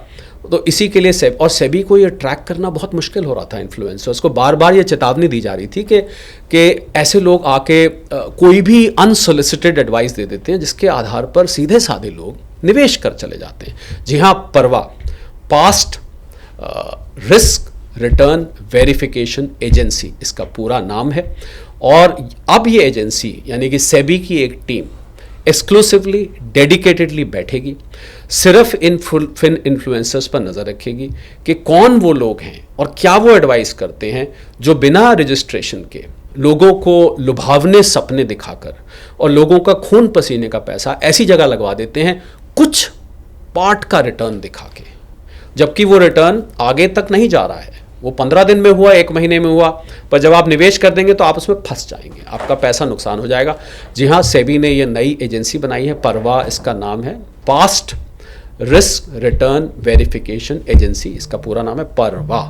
तो अब ये एजेंसी ट्रैक करेगी तो जितने भी फिन्फ्लुएंसर्स हैं जो लोगों को सोशल मीडिया वीडियोस या सोशल मीडिया का कंटेंट बना के लोगों को गाइड करते हैं, या मैं यूँ कहूँ कि मिस गाइड करते हैं, ऐसे एसेट्स में, ऐसी एसेट क्लासेस में पैसा लगाने का जो कि भर भर के रिटर्न देते हैं। मैं फिर आपको बोलता हूं, पहले भी बोला था और बार बार बोलता रहूँगा, जहां आपका रिटर्न 12-15% से ज़्यादा जाने लगे, आपके दोनों कान खड़े हो जाने चाहिए कि कुछ तो दाल में काला है, और कहीं कहीं तो शालिनी दाल ही काली होती है। तो आपको भी उससे बचना है। सेबी की तरफ से अब पहल कर भी दी गई है, लेकिन आपको कान भी खड़े रखने हैं, आँख कान खुले रखने वाली जो कहावत है वो आपको करते चलना है। सर, मैं वापस अगर अमेरिका के ऊपर आऊँ, क्योंकि ऑफ दी कैमरा जब हमारी बात हो रही थी तो आपने ये बताया कि कैसे अब ट्रम्प साहब हमारे चावल को भी बैन करने की तैयारी में है। पहले ही उन्होंने जितने भी बैन्स लगाए उसमें अमेरिका की ही मट्टी पलीत हुई, अगर मैं सही शब्द का इस्तेमाल करूँ, और मुझे लगता है उससे अमेरिका की ही इकोनॉमी डाउन हुई है, वो बैकफुट पर आए। अब ये एक और नई तैयारी, क्या कोई भी रास्ता ट्रम्प साहब छोड़ेंगे अमेरिका को बचाने का? ठीक उस समय जब अमेरिका के 2 ट्रेड रिप्रेजेंटेटिव्स भारत में अमेरिका इंडिया ट्रेड डील के लिए आ रहे थे, उससे एक रात पहले ट्रम्प साहब के पास ये खबर आई कि उनके यहाँ जो चावल पैदा होता है, देखने में बहुत सुंदर होता है। मैं अमेरिका बहुत दफ़े गया हूँ, बहुत सफ़ेद मोटा चावल होता है और आप एक एक दाना, कहते हैं ना, गिन सकते हैं, वाकई में एक एक दाना गिन सकते हैं। आप प्लेट में से निकालें, आप आराम से गिन के रख सकते हैं, पर खाने में फोका बोलते हैं, मतलब टेस्टलेस है और उसमें रस भी नहीं है, चावल में कोई खुशबू भी नहीं है। हमारे यहाँ का बासमती GI टैग्ड चावल, और जो कहते हैं बासमती तो खुशबू के लिए माना जाता है, वो अमेरिकन्स भर भर के खरीद रहे थे। और वो अमेरिकन, जो अमेरिका में पैदा हुआ चावल है, जेनेटिकली मॉडिफाइड है, GM चावल है, उसमें कोई टेस्ट नहीं है, देखने में सुंदर है, वो लोग नहीं खरीदे। तो लोगों को समझ में आ गया अमेरिका में कि भैया ये चावल देखने में अच्छा है, खाने में तो इंडिया वाला चावल ही अच्छा है, तो इंडिया से राइस दबादब वहाँ जा रहा था। अब ट्रम्प साहब के पास वहाँ के किसानों की खबर आई कि साहब हमारा तो चावल बिकता ही नहीं है, ये इंडिया का जो बासमती है वो लोग खरीद रहे हैं, हमारा चावल नहीं खरीदे। तो ट्रम्प साहब को व्हाइट हाउस में खबर, उन्होंने फट statement they the, India cannot dump this in America. उसको डंपिंग कह दिया, और जबकि डंपिंग शब्द का प्रयोग तब किया जाता है जब आप अपना खराब माल कहीं पर जाके बेच रहे हैं। ये तो हमारा बासमती चावल था, पर उन्होंने डंपिंग, आप पता है वो शब्द का इस्तेमाल करते टाइम कई दफ़े सोचते नहीं हैं उन्होंने फिर उनका टिपिकल, मुझे तो किसी ने मजाक कर रहा था कि एक दिन ट्रम्प साहब के कुक ने, कोई पता नहीं, शायद कभी खाना में नमक ना डाले, और तेरे ऊपर टैरिफ लगा दूंगा मैं, तेरे ऊपर टैरिफ लगेगा। और वही अपने अंदाज में कहा भारत पर टैरिफ लगेगा, कि उन्होंने अपना चावल, हमारे किसान परेशान हो रहे हैं, भारत अपना चावल यहाँ डंप कर रहा है। उन्होंने फिर अपना जो हथियार है टैरिफ का फिर कर दिया। और ठीक उस समय जब 2 रिप्रेजेंटेटिव्स अमेरिका के भारत और अमेरिका की ट्रेड डील के बात करने के लिए आ रहे हैं, मुझे नहीं लगता बहुत अच्छी भूमिका है ये कि आप उससे एक दिन पहले फिर से टैरिफ की भारत के ऊपर धमकी दे दे, सिर्फ इसलिए कि हमारा बासमती वहाँ ज़्यादा बिक रहा है और आपका जेनेटिकली मॉडिफाइड चावल वहाँ नहीं बिक रहा। और इससे एक चीज़ और पता लगी शालिनी, कि हम यहाँ किसानों की समस्या की बात करते हैं, किसान चाहे MSP की बात हो, चाहे फर्टिलाइज़र की बात हो, बीज की बात हो, इरिगेशन की बात हो, वेयर हाउसिंग की बात हो, जितनी भी किसानी से संबंधित छोटे किसान, बड़े किसान, जो भी समस्याएं हैं, अमेरिका में भी किसानी की समस्या कम नहीं है। इससे ये भी समझ में आया, क्योंकि अमेरिका के किसानों ने उनको ये बात बोली कि हमारा चावल साहब लोग नहीं खरीदते हैं, ये तो भारत का बासमती खरीद के ले जा रहे हैं। किसानों की इनकलाब ट्रम्प साहब तक पहुँचे, अमेरिकी किसानों की मैं बात कर रहा हूँ। तो भारतीय किसानों की चर्चा तो अमेरिका में खूब हो जाती है। और ट्रम्प साहब ने यह भी स्वीकार कर लिया कि कृषि क्षेत्र अमेरिका में भी पीड़ित है। बड़ी बात है। अब लेकिन विपक्ष कहेगा कि उनके किसान ट्रम्प साहब के पास पहुंचे तो ट्रम्प ने सुन तो ली ना उनकी, यहाँ तो किसानों की सुनी नहीं जाती है। देखिए, ना तो आपकी ये राजनीतिक पॉडकास्ट है और ना मैं राजनीति से आता हूँ, तो मुझे लग रहा है ये राजनीतिक बात राजनीतिज्ञों पर ही छोड़ देनी चाहिए। मुझसे तो आप अर्थशास्त्र की, और आप मुझे कुछ हद तक किसानी भी आती है। अगर आप मेरे से पूछें कि खेत में मेड़ कैसे बनती है, मैं वो भी बता सकता हूँ, और कौन सी फसल उपजानी चाहिए वो भी बता सकता हूँ। मैं ये भी बता सकता हूँ कि कृषि क्षेत्र का सुधार कैसे हो सकता है, वो भी बता सकता हूँ। पर क्योंकि इसमें कहीं ना कहीं इतनी राजनीति इसके साथ एंट्वाइन हो चुकी है शालिनी, कि उसमें जब भी बात करें तो कहीं ना कहीं राजनीतिक की बू आने लगती है, तो इसलिए मैं उससे थोड़ा सा दूर रहता हूँ। ठीक है, मैं किसानी और खेती आगे कैसे बढ़ेगी ये नहीं पूछ रही आपसे। अब मैं आपसे ये पूछ रही हूँ कि आने वाले टाइम में ये जितनी सिचुएशन आपको दिखाई दे रही है उसके हिसाब से कौन सा सेक्टर आपको ज़्यादा भागता हुआ दिखाई दे रहा है? बहुत सारे सेक्टर्स हैं, और सबसे अच्छा मुझे लग रहा है रिन्यूएबल एनर्जी का सेक्टर है। अगर किसी सेक्टर में इलेक्ट्रिक व्हीकल्स, किसी सेक्टर में solar energy, wind energy, bio energy, जो कंपनीज इस पर फोकस कर रही हैं उन पर अपनी नज़र बना के रखें। दूसरा, इस जियोपॉलिटिकल वॉलेटाइल माहौल में डिफेंस सेक्टर बहुत ही अट्रैक्टिव मुझे नज़र आ रहा है। भारत का डिफेंस एक्सपोर्ट आपको पता होगा 50,000 करोड़ की तरफ बढ़ रहा है। तो जो कंपनीज डिफेंस इक्विपमेंट बना रही हैं, स्पेस का जो कंपनी स्टार्टअप्स काम कर रहे हैं, वो बहुत अच्छा सेक्टर है। और अगर ये मंदी या ऐसा कुछ आता है तो FMCG सेक्टर भी शालिनी बुरा नहीं है। और हम क्यों भूलें आर्टिफिशियल इंटेलिजेंस को, AI, यानी कि जो IT कंपनीज AI में ठोस तरीके से, हालांकि AI बबल की बात आपको याद होगा हमने पहले करी थी कि एक AI बबल बन रहा है जो कि फट सकता है अगर वो जल्दी से कमर्शियल एक्टिविटी में कन्वर्ट नहीं हुआ, खाली निवेश ही निवेश होता गया और आगे से रेवेन्यू आना नहीं शुरू हुआ, तो वो फट सकता है। तो जो कंपनीज ठोस तौर पर AI का प्रयोग कर रही हैं और AI को कमर्शियली यूज़ कर रही हैं, उन पर आप नज़र बना के रख सकते हैं। ये कुछ सेक्टर्स हैं। मुझे लग रहा है रियल एस्टेट पे थोड़ा सा मुझे किसी ने कहा कि आप रियल एस्टेट नहीं बोलते, मुझे लगता है कि रियल एस्टेट अभी हमने बात करी अपने पीक पर अब करीब करीब पहुंच चुका है। तो कुछ एक कंपनीज को छोड़ दें, कुछ एक पॉकेट्स को जियोग्राफिकली छोड़ दें, ऐसा तो नहीं कि रियल एस्टेट नहीं बढ़ेगा, बढ़ेगा तो है, पर वो रफ्तार आपको जो कोविड के बाद दिखी थी, शायद वो रफ्तार अब आगे ना देखने को मिले। क्योंकि इसलिए नहीं कि कुछ, एक तो सप्लाई बहुत आ गई है, और रियल एस्टेट की ना एक साइकिल होती है, तो वो साइकिल अब 5 साल 7 साल की वो साइकिल होती है, तो करीब करीब 6 साल अब उसमें होने जा रहे हैं, 5 साल 6 साल। तो मुझे लग रहा है वो साइकिल जैसे ही पूरी होगी तो आपको वो प्लेटो होता दिखेगा। पहले वो फ्लैट हो जाएगा और फ्लैट के बाद फिर वो थोड़ा सा नीचे जा सकता है। तो इसलिए ये कुछ सेक्टर्स हैं जिन पे आपको करना क्या, अगर आप share market point of view से सेक्टर्स पूछ रहे हैं तो कंपनीज का चयन बहुत समझदारी से होना चाहिए। कंपनी की PE कितनी है, कंपनी की बुक वैल्यू कितनी है, कंपनी की मैनेजमेंट कैसी है, कंपनी के पास्ट रिटर्न्स कैसे रहे हैं, कंपनी की परफॉर्मेंस कैसी रही है।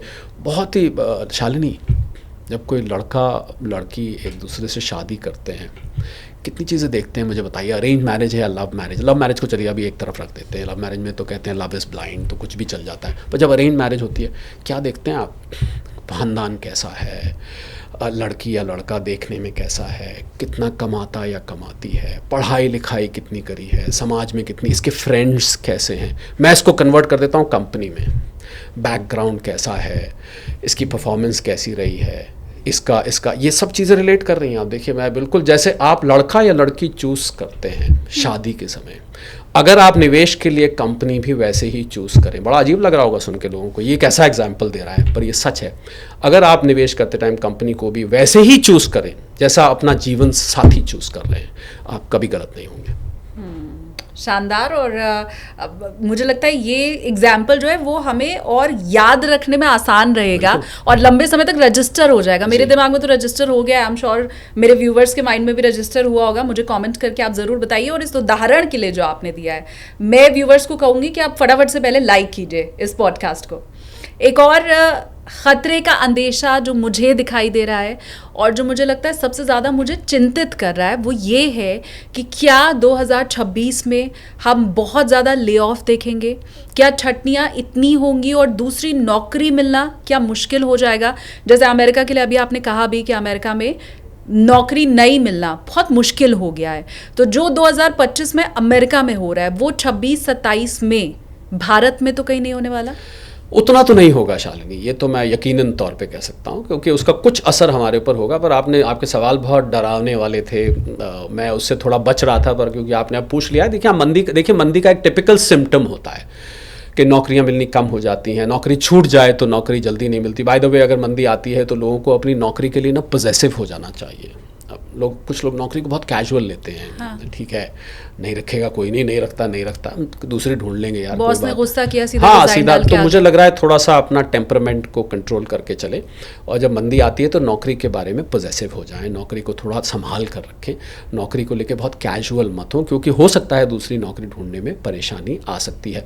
तो ये मंदी का तो नॉर्मल सिम्टम है कि नौकरियाँ कम हो जाए। आपने जो बातें कही, ले ऑफ्स हो जाते हैं और दूसरी नौकरी ढूंढने में प्रॉब्लम आती है, सैलरी कट्स हो जाते हैं, तो ये सब चीज़ें देखने को मिलती हैं। तो आपको अगर मंदी ऐसा करेंगे ना शालिनी, जब अगर मंदी आती है, वैसे तो फिर मैं कहूँगा कि ना आए, मैं चाहूँगा, मैं गलत हूँ, मैं यहाँ पूरी तरह से चाहता हूँ। जब मंदी आएगी तो आप और हम फिर से बैठेंगे एक बार, और लोगों को हम अलग से एक मंदी मैनुअल देंगे। I call it as a recession manual के डूज एंड डोंट्स, की मंदी आती है तो आपको क्या करना चाहिए, क्या नहीं करना चाहिए। पर अभी हम ज़्यादा नहीं ना शालिनी मंदी की बात करते, लोग डर जाएंगे।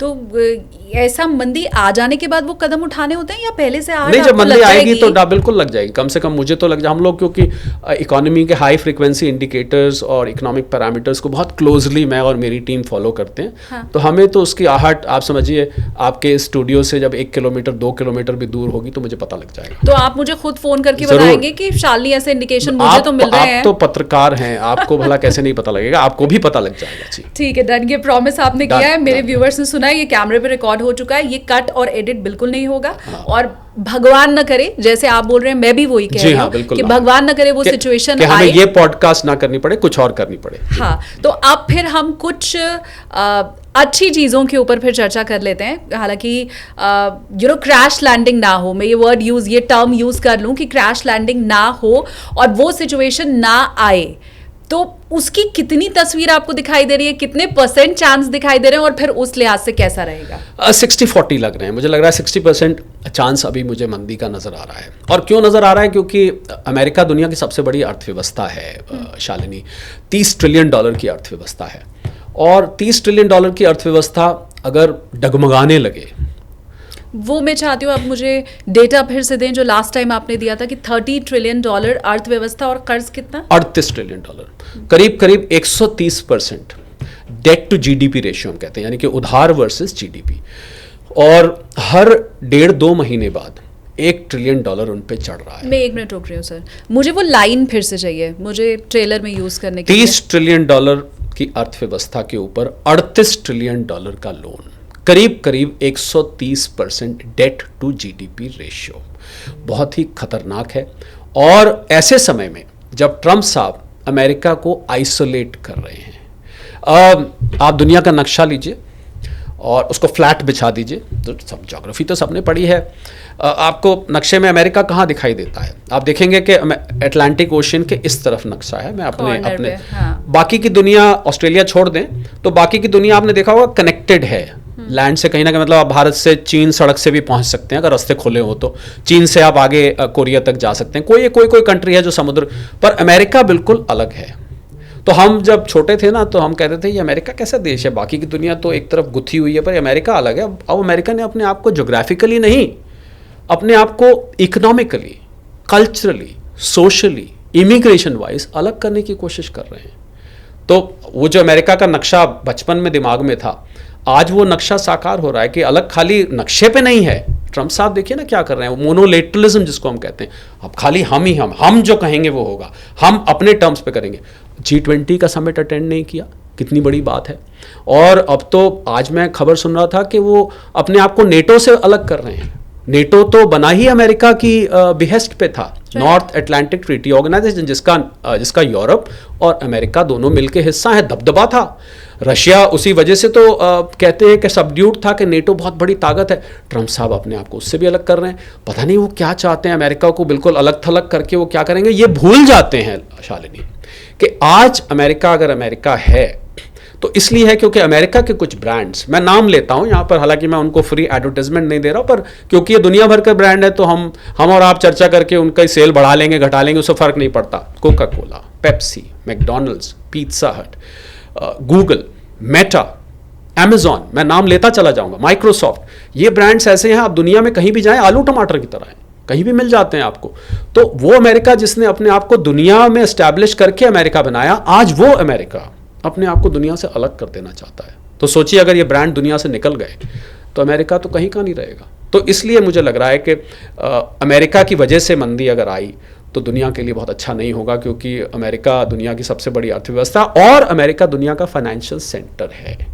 एक ज़माने में लंदन दुनिया का फाइनेंशियल कैपिटल हुआ करता था, देख लीजिए उसका क्या हाल हुआ है। आज लंदन में आप सड़क पे जा रहे हैं, आपका फ़ोन चोरी हो जाएगा।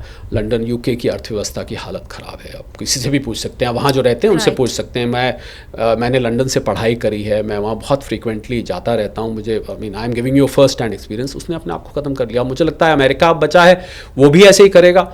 तो फिर क्या दुनिया क्या करेगी ऐसे में? दुनिया की अर्थव्यवस्था में फिर मंदी के अलावा कोई चारा नहीं रह जाएगा। 2047 तक तीसरी बड़ी अर्थव्यवस्था बनने का भारत का सपना, वो तो इस मंदी में धुल नहीं जाएगा। नहीं, इनफैक्ट उसको और रफ्तार मिलेगी। आज अगर भारत 5वीं सबसे बड़ी अर्थव्यवस्था है, बीच में आपने सुना होगा, बीच में भारत ने चौथी बन गया था, पर कुछ कंफ्यूजन सा हुआ, राइट, और फिर 5वीं हो गए अब हम, क्योंकि जर्मनी हमसे करीब $4.5 ट्रिलियन से थोड़ा आगे, भारत अभी $4 ट्रिलियन के आसपास है। उम्मीद की जा रही है हम अगले समझिए 1 साल के अंदर हम चौथी हो जाएंगे और फिर तीसरी भी जल्द हो जाएंगे। तो उसमें क्या है कि भारत का वो सपना जल्दी पूरा होगा। आप किसी अर्थव्यवस्था को ओवरटेक कब करते हैं? या तो हम उससे तेज ग्रो करें या वो फिसड्डी हो जाए। तो मुझे लग रहा है कि ये दोनों ही बातें होने वाली है, तो इसलिए वो सपना तो पूरा हो जाएगा। कम से कम नंबर्स के तौर पर हम आगे निकल जाएंगे। पर शालिनी, ये सच है, क्योंकि देखिए ये गोदी मीडिया और ये सब बातें चलती हैं, पर लोग क्या करते हैं, नंबर्स को भूल जाते हैं। अगर मैं ये कहूँ कि भारत तीसरी अर्थव्यवस्था बन गया तो भारत से गरीबी दूर हो गई, बेरोजगारी दूर हो गई, कृषि समस्याओं का समाधान हो गया, अमीरी और गरीबी का जो गैप है वो कम हो गया। ऐसा तो विकसित देशों में भी नहीं होता है। आज अमेरिका में भी आपको सड़क पे भी लोग मिलेंगे पड़े हुए, और वहीं आपको बिलियनियर्स भी मिलेंगे। तो ये तो सब देशों में होता है। तो ऐसा नहीं होता कि एक जादू की छड़ी घुमाई और देश की सारी समस्याएं आपने एक बार में दूर कर दी, ऐसा कभी नहीं होता है। तो मुझे लगता है उन सच्चाइयों को हमें स्वीकार करना चाहिए, पर नंबर्स मैटर करते हैं। और अगर लगातार हम, किसी ने मेरे से अभी बड़ा इंटरेस्टिंग सवाल पूछा, मैं इसको बोलते हुए आपकी पॉडकास्ट रैपिंग अप की तरफ आप बढ़ रही हैं मुझे लग रहा है, तो हम तो आपसे 2 घंटा चर्चा कर लेंगे सर, आपके पास समय हाँ नहीं, मुझे थोड़ा सा, क्योंकि मैं दोबारा जुड़ के मुझे खुशी होगी, क्योंकि कंसिस्टेंटली अगर हम 8-8.5% पर बढ़ते रहे तो इसका असर जो सबसे पीछे लाइन में व्यक्ति खड़ा है उस पर भी पड़ने लग जाएगा। जब भी कोई अर्थव्यवस्था तेज रफ्तार से बढ़ती है तो लोग ये कमेंट करते हैं कि भाई वो नंबर्स 8.2 आ गए, हम तो भैया वहीं के वहीं हैं, हमारी तनख्वाह तो नहीं बढ़ी, हमें तो आज भी नौकरी नहीं मिली, हमारे तो दुकान पे भैया कल भी हम 2,000 रुपए की रोज की सेल करते थे, आज भी 1,000 रुपए की। तो ये कौन इसका अडानी अंबानी, वो नैरेटिव फिर चल जाता है। तो कंसिस्टेंटली जब कोई अर्थव्यवस्था लगातार बढ़ती है तो जीडीपी क्या होता है, goods and services produced by you and me, हम देश के लोग जो मिलके सब प्रोड्यूस करते हैं सेवाएं और सामान, उसको मिला के बनती है। वैसे तो उसका फॉर्मूला कॉम्प्लिकेटेड है।